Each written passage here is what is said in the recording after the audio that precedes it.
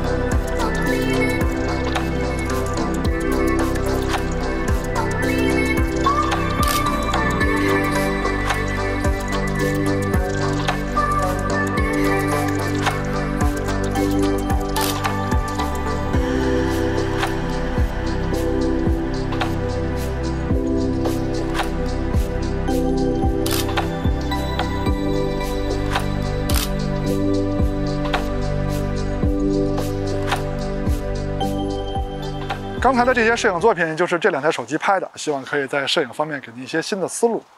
欢迎收看 ZPH， 记得点赞加关注哦，这样对我们帮助非常大，也可以让我们继续产出优秀的视频。下面我们就来好好看看这两台手机在影像方面的区别。OK， 那咱们简单介绍一下这两台手机的后摄配置。Redmi Note 11 Pro Plus 这台手机后摄上，我估计把所有的钱都用在这颗主摄上了。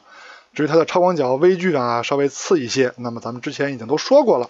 那么估计各位看官应该已经知道了，除了这次主摄的对比是亮点以外，那么其他的什么超广角微距中长焦人像、夜景宽容度还有录像方面的表现，Redmi 这台手机是不可能跟三星比的。那么可以从看热闹的角度看看它们的差距有多少，那毕竟钱差的很多嘛。三星 S21 Ultra 这台手机老选手了嘛，大家都应该比较清楚了。它的4颗镜头在硬件方面都非常不错，分别是主摄超广角、3倍中焦跟10倍的长焦。在拍摄界面上 ，Redmi 这台手机有一点要注意，它是没有2倍镜头的。它的这颗2倍焦段的按钮实际上是主摄的数码变焦。三星的拍摄界面中4个焦段按钮对应的就是4颗光学镜头，而且切换的时候还有缩放画面。那么这次是先聊主摄还是中长焦还是超广角还是微距呢？因为聊完主摄之后你们可能就跑了，但是后边也挺热闹的，怎么办呢？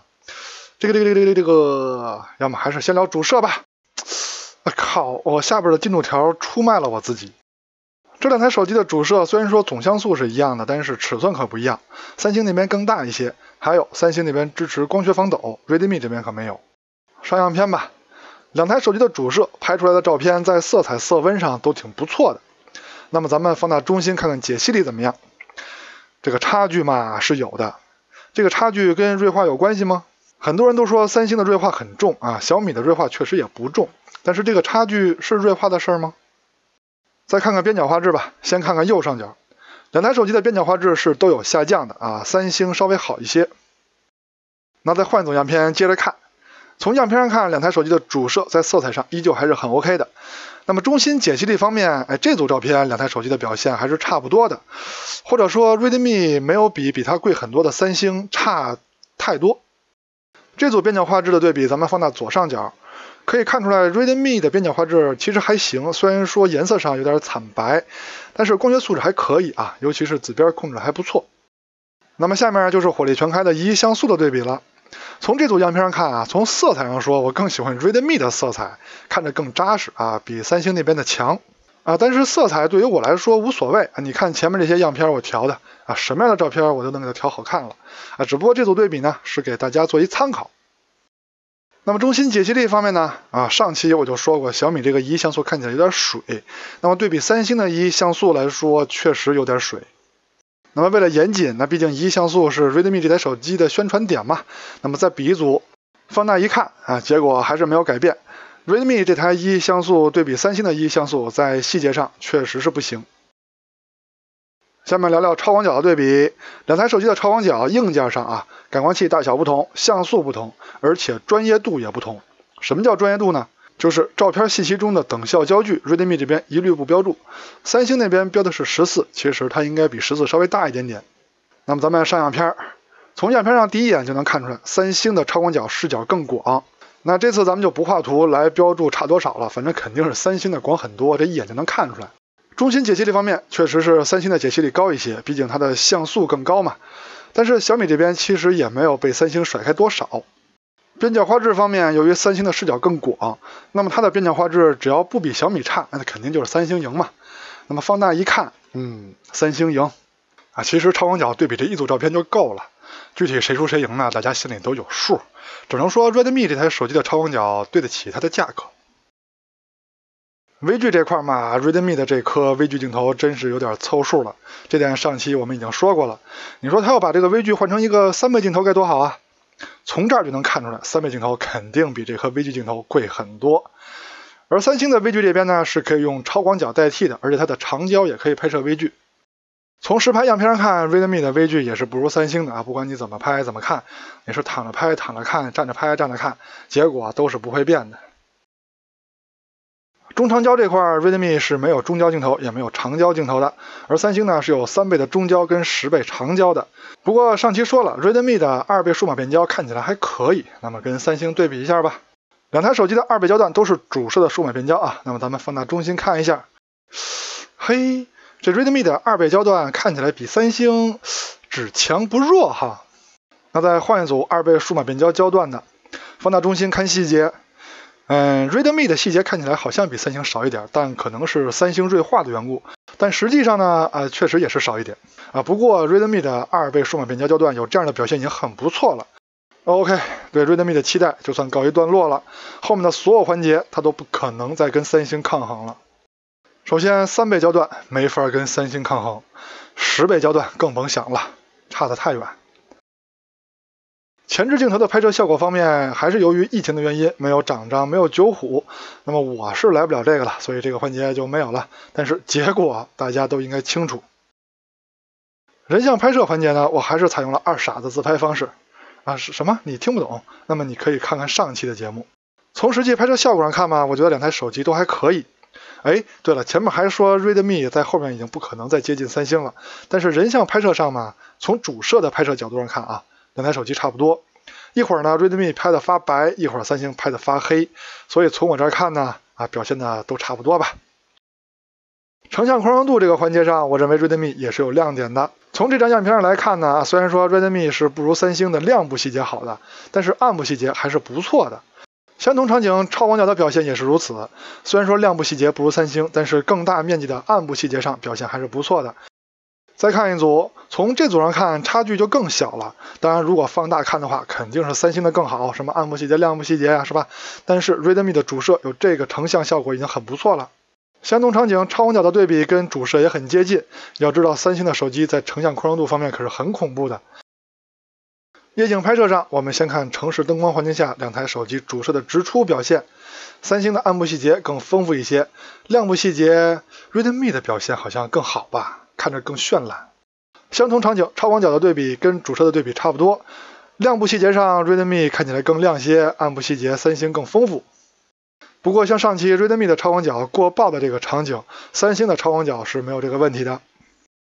亮度继续降低，在这个场景下 Redmi 的自动夜景发挥了点威力虽然说我算它直出，那是因为它的自动夜景非常轻微，但是它还是要转一下的。转一下之后呢，它的细节呈现比三星稍微好一点点。虽然说超广角在这个场景下也会转一下，但是最终的结果还是没有三星的超广角直出效果好。女流氓小象自动夜景是肯定不行了，必须打开夜景模式了。但是 Redmi 这台手机夜景模式有一个特点，就是它比别的手机夜景模式曝光时间短，它也就2秒钟就拍摄完了，其他的手机有的3秒，有的8秒。总之呢，可能小米限制了它的夜景表现，所以呢，这个场景主摄的表现它肯定不如三星的好。超广角在这里的表现也是三星的更好这点好像没有悬念。最暗的祖传神树场景，主摄三星的好，超广角三星的好。你看，我们明知道是什么结果，明知道大家是怎么想的，但是我们还是要给你们看我们多么的认真呢。